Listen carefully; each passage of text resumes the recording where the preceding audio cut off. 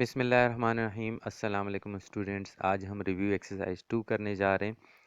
तो हमारे पास सबसे पहले क्वेश्चन नंबर 2 है, forward value of k the roots of equation 3x² minus 5x plus k equal to 0 are equal.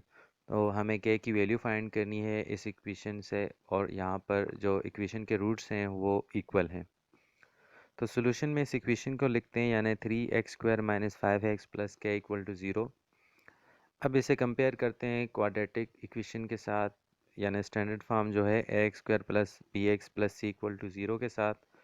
तो यहाँ पर कंपेयरिंग से हमें a इक्वल टू 3 मिला और b इज इक्वल टू -5 और c is equal to k। अब जैसा कंडीशन ये है कि हमारे पास जो दोनों रूट्स हैं आपस में इक्वल हैं, तो इसका मतलब ये है कि इस इक्वेशन के में डिस्क्रिमिनेंट इक्वल टू 0 है। तो डिस्क्रिमिनेंट जो कि होता है b² minus 4ac equal to 0 आया। अब यहाँ पर वैल्यूज़ पुट करते हैं, तो b की जगह -5 पुट किया, तो -5 का स्क्वायर -4 इंटू 3 इंटू के। अब -5 का स्क्वायर से हमें 25 मिला, यानी 25 माइनस 12 के इक्वल टू 0 मिला। अब इसे सॉल्व करते हैं तो हमें 25 इक्वल टू 12 के मिलता है।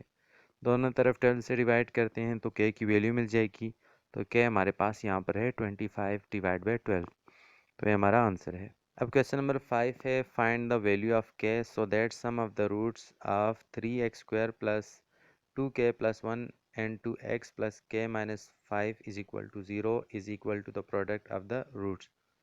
तो हमारे पास इक्वेशन गिवन है और कहा गया है कि k की वैल्यू फाइंड करनी है, जबकि कंडीशन ये है कि हमारे पास sum of the roots equal to product of the roots के है। तो सोल्यूशन में इस इक्वेशन को लिखते हैं, यानी 3x² plus 2k plus 1 and 2x plus k minus 5 equal to 0। अब इसे कंपेयर करते हैं ax² plus bx plus c equal to 0 से। तो यहाँ पर a is equal to x के साथ है, x² के साथ 3 है तो a इक्वल टू 3 आया, और x के साथ यहाँ पर 2k प्लस 1 है तो b is equal to 2k plus 1 और c इज इक्वल टू है k माइनस 5। अब जैसा कि कंडीशन गिवन है कि हमारे पास sum of the roots equal to है प्रोडक्ट ऑफ द रूट्स, यानी कि alpha plus beta is equal to है अल्फ़ा इंटू बीटा। अब अल्फ़ा प्लस बीटा की जगह हम minus B divide by a और अल्फ़ा बीटा की जगह c divide by A put करेंगे। अब यहाँ पर देखें तो ए को हम कैंसिल कर सकते हैं या ए को मल्टीप्लाई करें दोनों तरफ तो ए कैंसिल हो जाएगा जो डिवाइड में है। तो हमारे पास minus b is equal to c आया। अब जो माइनस बी और जो बी और सी की वैल्यूज़ यहाँ पुट करते हैं तो हमें मिलता है -2k plus 1 is equal to k minus 5। तो हमारे पास हुआ -2k minus 1 is equal to k minus 5। तो के की वैल्यूज़ को एक तरफ लेकर जाते हैं और कांस्टेंट जो हमारे पास जो नंबर्स हैं उन्हें दूसरी तरफ लेकर जाते हैं। तो हमें मिलता है 5 माइनस 1 इज इक्वल टू के प्लस 2k। तो ये हुआ 4 इज इक्वल टू 3k। तो के की वैल्यू हमें यहाँ पर मिली है 4 डिवाइड बाई 3। तो ये हमारा आंसर है।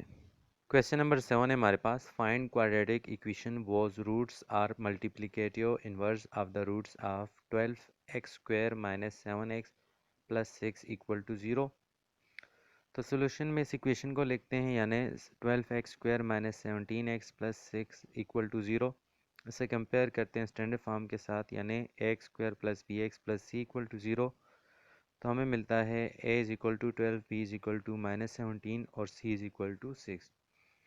तो हमारे पास अल्फ़ा प्लस बीटा जैसा कि फार्मूला है माइनस बी डिवाइड बाई ए।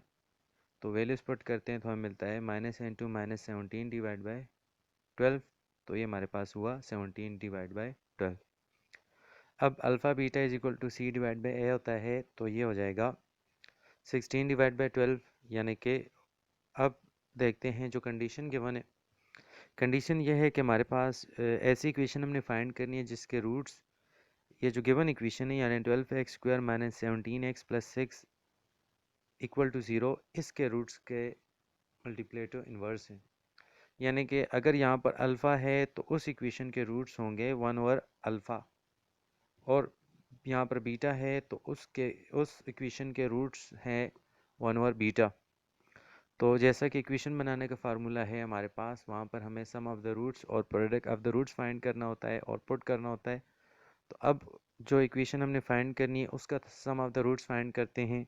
तो उसका सम ऑफ द रूट होगा 1 over alpha plus 1 over beta. तो अब यहाँ पर इस इक्वेशन को जो है इसको हम सिंप्लीफाई करेंगे और कोशिश करेंगे अल्फ़ा प्लस बीटा और अल्फ़ा बीटा इस इक्वेशन में लाएं और ताकि इसकी वैल्यू सपोर्ट कर सकें। यहाँ पर एलसीएम लेते हैं तो अल्फ़ा बीटा एलसीएम आता है, तो हमारे पास यहाँ पर नोमिनेटर में बीटा प्लस अल्फ़ा, जिसे हम अल्फ़ा प्लस बीटा भी कह सकते हैं।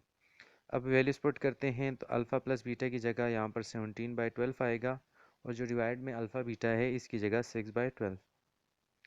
तो हम इसे लिख सकते हैं सिंप्लीफाई करके 17/6, क्योंकि 12 और 12 कैंसिल हो जाएंगे। अब प्रोडक्ट ऑफ द रूट्स, तो यहाँ पर चूँकि रूट्स हैं 1 ओवर अल्फ़ा और 1 ओवर बीटा, तो हमारे पास प्रोडक्ट ऑफ द रूट्स होगा P is equal to 1 over alpha into beta. तो हमारे पास P यानी प्रोडक्ट ऑफ द रूट्स आया 1/अल्फ़ा बीटा। अब वैल्यूज पुट करते हैं अल्फ़ा बीटा की, तो ये हमारे पास आएगा 1/6/12, यानी हम इसे लिख सकते हैं 1 डिवीजन बाय 6/12। अब जो डिवीजन है ये ख़त्म हो जाएगी तो मल्टीप्लाई आ जाएगा, तो ये हमारे पास 6 डिवाइडेड बाई 12 का रेसिप्रोकल लेंगे, तो हमारे पास 1 मल्टीप्लाई बाय 12/6 आ गया। तो 1 से ऐसे मल्टीप्लाई करें तो कोई फ़र्क नहीं पड़ता, तो ये सिंप्लीफाई होकर हमें 2 देता है। अब चूंकि हमारे पास सम ऑफ द रूट्स और प्रोडक्ट ऑफ द रूट्स मिल गया है, तो जैसा कि हमारे पास इक्वेशन होती है x² minus sum of the roots n2x plus product of the roots equal to 0, तो वैल्यूज पुट करते हैं तो हमारे पास आ जाएगा x² minus 17/6 n2x plus 2 equal to 0। तो यहाँ पर 6 को मल्टीप्लाई करते हैं दोनों तरफ, तो हमें मिलता है 6x² minus 17x plus 12 equal to 0। तो ये हमारे पास रूट्स की इक्वेशन है जो हमने फाइंड की, ये हमारा आंसर है। अब क्वेश्चन नंबर 8 है, if one of the root of quadratic equation 2x² plus kx plus 4 equal to 0 is two find the other root, also find the value of k। तो हमारे पास यहाँ पर इस इक्वेशन का एक रूट गिवन है जो कि 2 है, तो हमने दूसरा रूट फाइंड करना है और k की वैल्यू भी फाइंड करनी है। तो सोल्यूशन में इस इक्वेशन को लिखते हैं, यानी 2x² plus kx plus 4 equal to 0, compare करते हैं स्टैंडर्ड फॉर्म के साथ, तो हमें a इक्वल टू मिलता है 2, b is equal to k और c इज इक्वल टू 4, और एक रूट जिसे हम अल्फ़ा कह देते हैं इक्वल टू 2 है। अब तो हमारे पास चूंकि product of the roots equal to होता है alpha beta is equal to c divide by a, तो इसमें वैल्यूज पुट करते हैं तो हमारे पास हो जाएगा अल्फ़ा की जगह 2 पुट किया और c की जगह 4 और a की जगह 2, तो हमें मिला 2 beta is equal to 4 divide by 2। इसे क्रॉस मल्टीप्लाई करते हैं तो हमें मिलता है यहाँ पर, अगर 4 को 2 से डिवाइड करें तो 2 मिल गया, तो 2 बीटा इज इक्वल टू 2। तो b की वैल्यू निकालने के लिए 2 को दोनों तरफ डिवाइड करेंगे तो हमें मिलेगा beta is equal to 2 divide by 2, यानी कि ये 1 हो जाएगा, तो बीटा इज इक्वल टू 1 आया। अब सम ऑफ द रूट्स यानी alpha plus beta equal to होता है minus B divide by A. Alpha की जगह इसकी वैल्यू जो कि 2 है और बीटा की जगह 1, और इस तरीके से बी की और ए की वैल्यू पुट करनी है, तो वैल्यूज पुट करते हैं तो हमें मिलता है 2 + 1 इज इक्वल टू माइनस के डिवाइड बाई 2, तो ये हो जाएगा 3 इज इक्वल टू माइनस के डिवाइड बाई 2। क्रॉस मल्टीप्लाई करते हैं तो हमें माइनस के इज इक्वल टू मिलता है 3 × 2, तो ये हो जाएगा हमारे पास k इज इक्वल टू -6। तो ये हमारे पास इस क्वेश्चन का आंसर है। k की जो वैल्यू थी हमने फाइंड की और दूसरा रूट जो कि b इज इक्वल टू 1 है हमने फाइंड किया। अब क्वेश्चन नंबर 9 है हमारे पास, one of the root of cubic equation x³ + 6x² + 11x + 6 equal to 0 is -3, use synthetic division to find the other roots. तो यहाँ पर एक रूट गिवन है, हमने दूसरा रूट फाइंड करने हैं, दूसरे रूट्स फाइंड करने हैं। चूँकि क्यूबिक इक्वेशन है तो 3 इसके रूट्स होंगे, एक गिवन है, तो सोल्यूशन में हम इस इक्वेशन को लिखते हैं। अब हमारे पास यहाँ पर रूट इक्वल टू -3 है, तो हम इसे लेंगे x इक्वल टू -3। अब ये हमारे पास डिवाइज़र होगा -3, और इस इक्वेशन के कोफिशिएंट्स लिखते हैं, यानी x³ के साथ 1 है, फिर x² के साथ 6 है, और फिर x के साथ 11, और कांस्टेंट हमारे पास 6 है। अब जो कि सिंथेटिक डिवीजन का रूल है उसके मुताबिक 1 वैसे ही नीचे आएगा। अब 1 मल्टीप्लाई होगा -3 के साथ, तो 6 के नीचे -3 आएगा और इनको ऐड किया तो हमें +3 मिला। अब 3 इंटू -3 होगा तो ये हमें देगा -9। तो 11 -9 इक्वल टू होता है हमारे पास +2 के। अब +2 multiply by -3 is equal to हुआ -6। तो 6 -6 इक्वल टू 0 होता है, रिमाइंडर इक्वल टू 0 आया। अब इसको हम वापस लिखते हैं इक्वेशन में, यानी क्वोशंट को। तो हमारे पास क्वोशंट होगा 1, चूँकि हमारे पास क्यूबिक थी, पावर 1 कम हो जाएगी तो 1 हो जाएगा एक्स स्क्वायर के साथ और 3x के साथ, और 2 हमारे पास कांस्टेंट हुआ।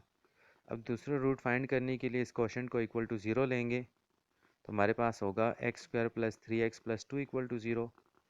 तो इसे फैक्टराइज करके हम सोल्व करते हैं, तो x square plus 2x plus 1x plus 2 equal to 0। x common लिया तो हमारे पास x प्लस 2 आया, और यहाँ पर +1 कामन लिया तो x प्लस 2। तो हमें फैक्टर्स मिले x plus 1 and 2 x plus 2 equal to 0। दोनों को अलग-अलग इक्वल टू 0 लेंगे तो हमें एक तरफ x इक्वल टू -1 मिला और दूसरी तरफ x इक्वल टू -2। तो हमारे पास ये इस क्वेश्चन के रिक्वायर्ड रूट्स हैं। अब क्वेश्चन नंबर 10 सॉल्व करते हैं। तो क्वेश्चन नंबर 10 है solve the following system of equations. Part 1 है x plus y equal to 3 और x square minus 3xy plus y square is equal to 29। तो सोल्यूशन में हम इन इक्वेशन को नाम दे देते हैं इक्वेशन 1 और इक्वेशन 2। अब इक्वेशन 1 से हम y की वैल्यू फाइंड करके इक्वेशन नंबर 2 में पुट करेंगे। तो इक्वेशन 1 है हमारे पास x plus y equal to 0, तो हमारे पास x दूसरी तरफ जाकर माइनस हो गया, तो y is equal to 3 minus x आया। इसे हमने इक्वेशन 3 का नाम दिया। अब इस इक्वेशन को पुट करते हैं इक्वेशन नंबर 2 में, तो y की जगह इसकी वैल्यू पुट करेंगे। तो x square minus 3x and 2 3 minus 1 3 minus x और प्लस 3 माइनस एक्स का square is equal to 29। Squares को ओपन करेंगे तो ये हमें देगा x square minus 9x plus 3x square और प्लस 3 का square minus 3 into 2 into 3 into x plus x का स्क्वायर।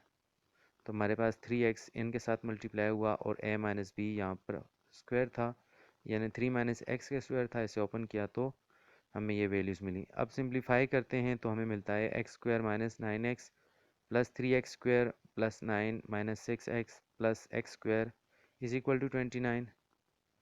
तो हमारे पास सिंप्लीफिकेशन के बाद हमें मिलेगा, अब 29 को इस तरफ लेकर आएंगे तो माइनस हो गया, तो एक्स स्क्वायर्स को ऐड किया तो 5x स्क्वायर आया, और x को हमने सिंप्लीफाई किया तो -15x और -20 इक्वल टू 0। तो यहाँ पर इसे फैक्टराइज कर सकते हैं, लेकिन पहले इसे सिंप्लीफाई करते हैं तो आसान हो जाएगी फैक्टराइजेशन।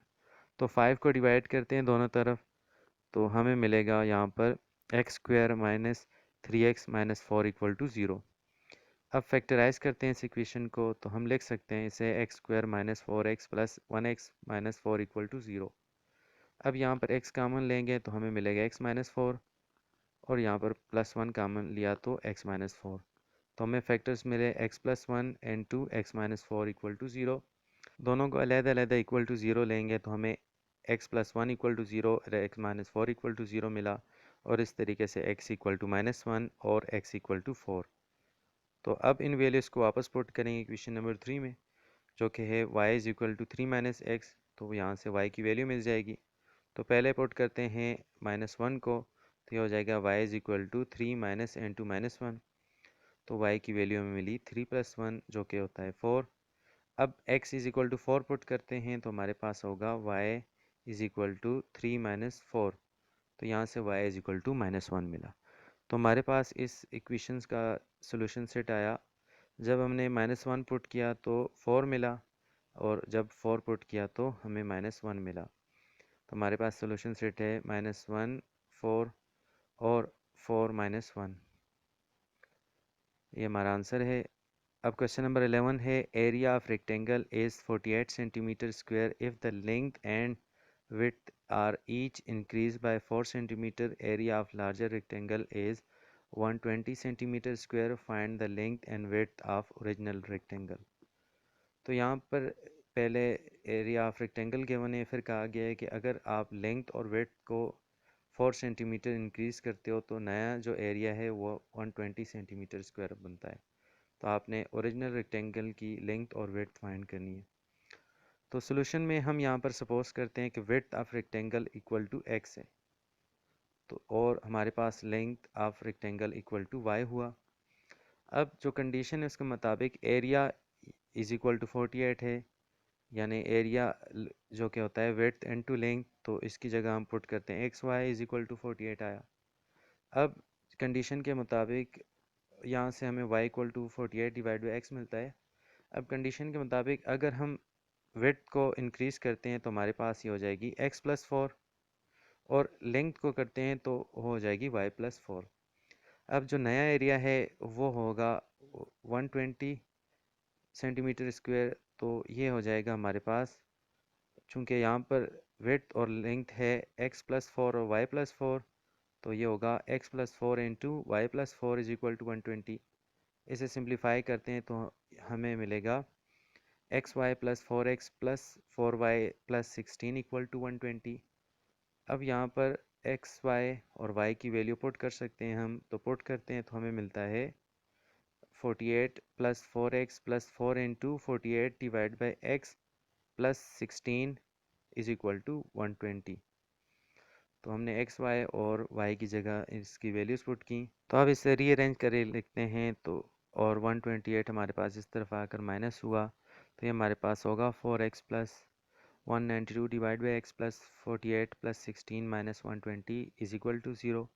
तो सिंप्लीफाई करते हैं तो ये हमारे पास होगा 4x plus 192 divide by x minus 56 equal to 0। अब यहाँ पर x डिवाइड बाई 4 से मल्टीप्लाई करते हैं तो हमारे पास जो यहाँ पर 4 है कैंसिल हो जाएगा, और यहाँ पर जो डिवाइड में x है ये कैंसिल होगा, तो x के साथ मल्टीप्लाई हुआ तो x square plus 48 minus 14x is equal to 0। आप इसका एलसीएम भी ले सकते हैं और उसके बाद 4 से डिवाइड कर सकते हैं, या डायरेक्ट 4x डिवाइड बाई 4 से इसे मल्टीप्लाई करें तो आपको ये इक्वेशन मिलेगी। अब इसे फैक्टराइज करते हैं तो इसे लिख सकते हैं x square minus 8x minus 6x plus 48 equal to 0। तो हो जाएगा, यहाँ पर x कामन लेंगे तो x माइनस 8 माइनस 6 कामन लिया तो x माइनस 8 इक्वल टू 0। तो फैक्टर्स मिले x minus 6 into x minus 8 equal to 0। दोनों फैक्टर्स को अलग अलग इक्वल टू 0 लेंगे, यानी x माइनस 6 इक्वल टू 0 और x माइनस 8 इक्वल टू 0। तो हमें x इक्वल टू 6 और x इक्वल टू 8 मिला। अब हमारे पास जब विड्थ जो x है इक्वल टू 6 है, तो हमारे पास लेंथ होगी 48 डिवाइड बाई 6, क्योंकि y इक्वल टू था हमारे पास 48 डिवाइड बाई एक्स, तो x की जगह 6 पुट किया तो y की वैल्यू हमें मिली 8। तो ये हमारे पास रिक्वायर्ड विड्थ और लेंथ है, यानी कि इस क्वेश्चन में विड्थ और लेंथ है 6 और 8 रिस्पेक्टिवली। ये हमारा आंसर है।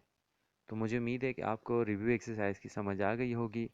अगर किसी क्वेश्चन में आपको मसला हो तो आप कमेंट्स में पूछ सकते हैं।